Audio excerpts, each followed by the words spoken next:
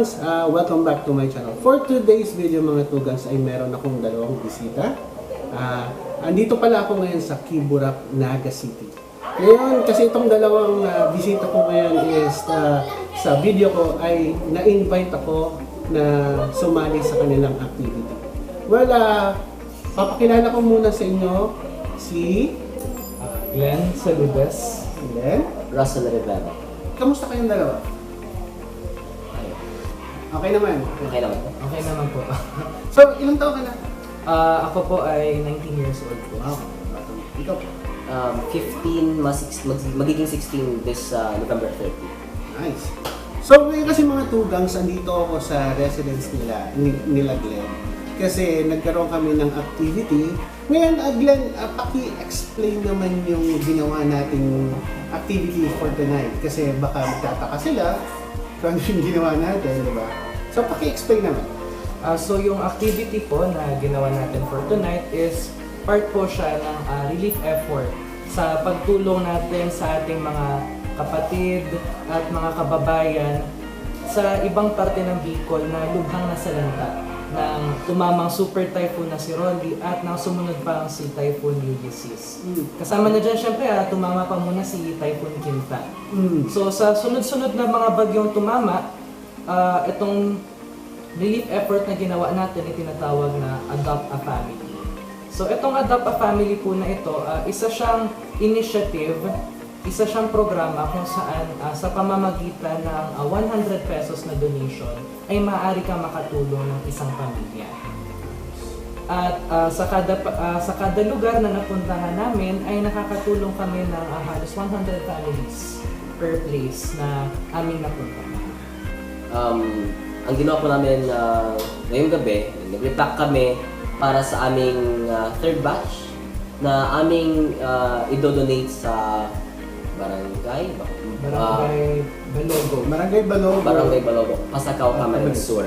100 families ang aming tulungan sa third batch na ito. And we are hoping na makatulong pa kami ng more people, most likely 50 to 100 families.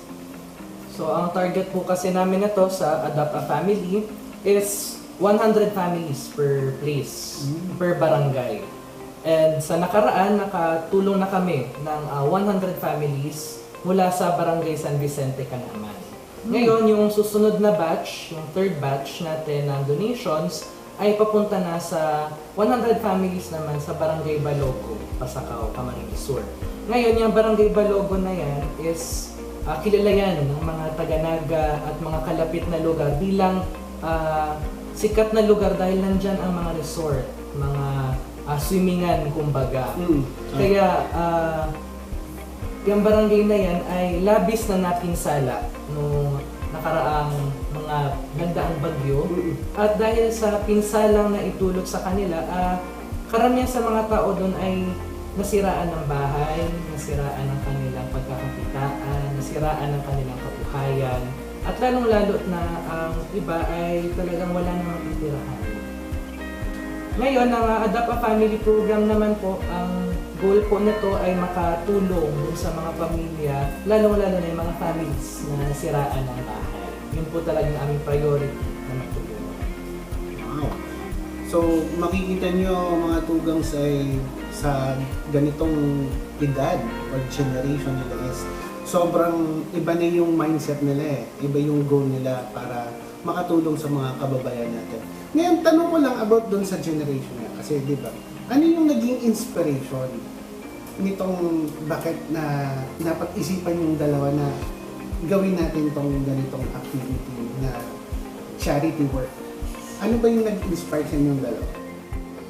Okay, honestly, itong idea na itong relief operation na to ay galing kay Kuya Glenn.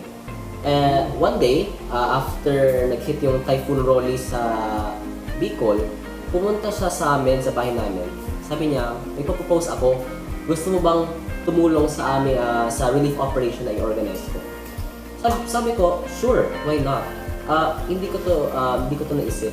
And at first, honestly, medyo hesitant ako. Kasi may doubts ako na makakakalap ba tayo ng malaking amount. in such a short time or in such a time na maraming nangangailangan ng money. Pero napag-isipan ko rin na this is a good way to help people. Kahit nga kami bata, we're just teenagers, we're going to do our best na makatulong. Kahit, very abrupt nga yung idea niya. So, sabi ko, sure, why not? And I think maraming magbe-benefit sa aming effort na to. Para sa akin.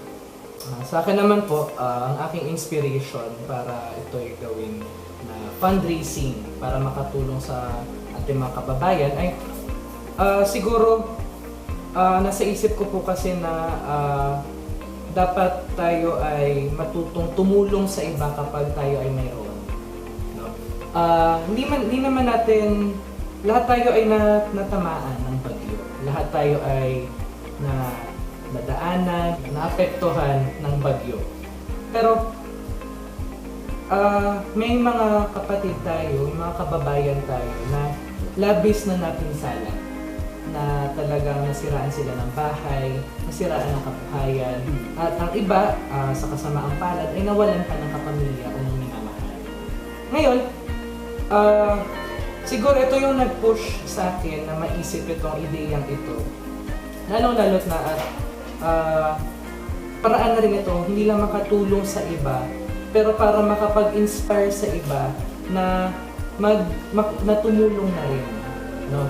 Sabi ko nga yan sa aking kasama, kay Russell, sana naman na itong fundraising drive na ginagawa namin ay makapag-inspire sa iba na mag-fundraising na rin sila on their own, mag-raise rin sila ng funds on their own, at makatulong rin sila on their own. Kasi sabi ko nga niyan, hindi lang naman yung mga tinulungan namin ng mga lugar ang naapektuhan. Hindi rin lang naman yung mga laging na-mention na mga lugar, hindi rin lang naman sila yung naapektuhan ng bagyo. Kaya itong panahon na to, this is the time na mas malakas dapat yung call for help. At mas pinapaigting rin dapat natin, mas pinapalabas dapat natin yung spirit of charity. Na itong spirit of charity na to, ito yung nag-urge sa atin na tumulong sa iba. No?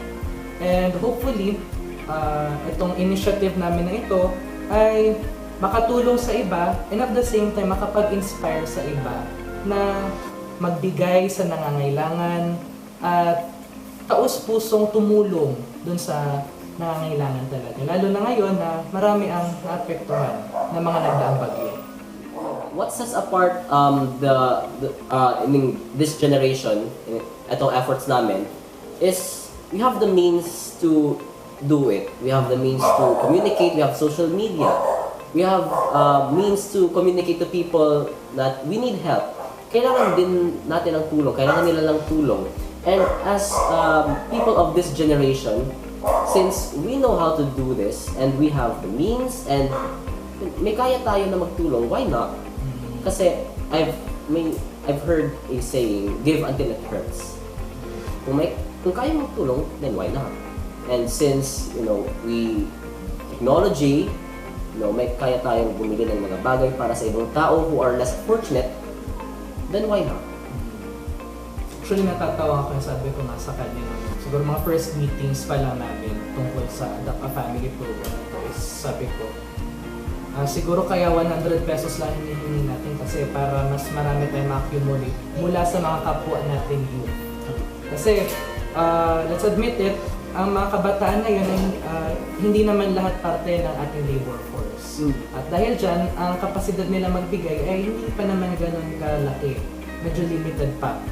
And yun yung, and sana yung ini-expect namin na magbibigay. Yung kakaunting pera sana nila, kapag pinag-ipon-ipon mo yan, dadami yan. Sabi nga niya na ang konti, kapag pinagsama-sama mo, lalaki yan. Ang piraso, pag pinagsama-sama mo ang mga piraso, magiging isa yan. Kaya, umaasa kami sa inyong mabubuting puso na makatulong tayo sa isang pamilya na ating kababayan na labis na naapektuhan ng bagyo with as little as 100 pesos. Pero we are open naman dun sa mga mas malalaki pang donations. Mas marami tayong matutulungan. So, any last words bago natin i-end itong ating little discussion? So, invite mo sila. Well, ini-invite ko po lahat ng ating mga tagapanood dito sa ating Adopt a Family program. Isa po itong special relief effort para sa mga pamilyang nasa lanta ng sunod-sunod na nagdaang bagyo na sina Quinta, Rolly, Tonyo at Ulysses. Sa pagdodonate natin ng 100 pesos, pwede na po tayo makatulong ng isang pamilya. At itong 100 pesos po ninyo ay gagamitin natin para bumili ng 1 kilo ng bigas, 1 can ng sardinas, 3 pack ng instant noodles, 3 sachet ng kape, at 1 can ng corned beef. Kung gusto nyo tumulong, pwede nyo i-contact po ako, si Glenn Saludes, sa aking Facebook account, pangalan ay Glenn Saludes, at sa aking cellphone number, bibigay ko na lang po. I-flash naman natin din sa screen. Ipa-flash naman natin dyan. At pwede rin po kayo mag-donate sa ating BDO accounts at sa ating GCash. We ask for your generosity to assist us in our efforts to help our kababayan na mas nangangailangan ng ating tulong. So, yun lang. So, yun. So, ano mga tugangs, hanggang dito na lang yung aking vlog. So, hopefully na-inspire kayo dito sa dalawang ito kasi ako, honestly, na-inspire talaga ako dito. Kasi sa sobrang babata pa lang nila is naisip na nila tong ganitong charity works. So, just imagine in 100 pesos, makakatulog ka na ng isang pamilya. So, makikita mo yung gaano yung kataba yung puso nila para tumulong sa ibang tao. So, alam naman natin na nasa pandemic tayo, may dinaanan tayo mga typhoon, pero kita niyo pa rin tong dalawa na to, willing pa rin tumulong sa ibang tao. Kahit alam naman natin na lahat tayo na apektuhan ng ganitong scenarios, mga situation. Pero, nandiyan pa rin sila. So, mga tugangs, thank you very much at sana nagustuhan niyo talaga itong video na to. So, thank you very much mga tugangs and see you in my next one.